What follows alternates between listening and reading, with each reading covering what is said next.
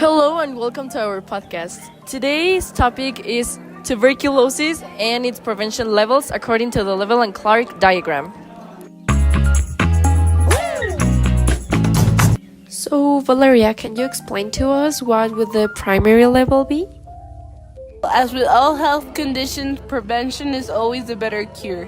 Although there is no sure way to prevent tuberculosis from spreading, there are a number of measures that can be put in place to reduce the spreading of said disease.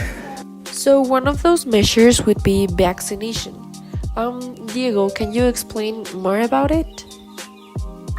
The BCG, Bacille Calmette Guerin, is a live vaccine against tuberculosis. The vaccine is prepared from a strain of the weakened bovine tuberculosis bacillus, Mycobacterium bovis. This vaccination is 80% effective in preventing tuberculosis for 15 years.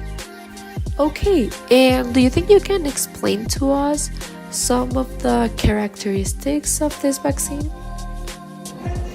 It's more effective against complex forms of tuberculosis in children and of limited effectiveness in people over the age of 35. Finally, having a healthy immune system and managing the environment you move around is the best defense for any illness. So what would the secondary level be? As a form of secondary prevention, there are three different factors that can be named. Early diagnosis. Infections tuberculosis can infect up to 10 to 15 people per year. But notice diagnosis with tuberculosis and start on treatment, the majority of patients are no longer infectious after just 2 weeks of taking the medication. But what about the tertiary level? Rehabilitation for people with tuberculosis needs to focus on the protection and treatment of the upper body, apart from taking medications and doctor appointments. Exercise with endurance activities, extreme training from proximal upper and lower extremity muscles, and diaphragm breathing can be extremely useful for the rehabilitation of said disease.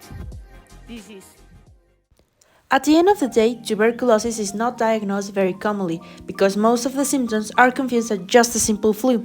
But since the pandemic, there is a large number of people that now know about the disease. Because of that, they use the first line of defense as the same as they would for just the flu. We have to take into account that this illness has to be checked by months because it can recover, but also it can reactivate in our body, and that's very dangerous. There is food that we have to avoid, like caffeine, refined sugar and flour, sodium, and bottled sauces, and food containing saturated and trans fats. Okay, so thank you so much for listening to this podcast about tuberculosis and its prevention levels. We hope you liked it.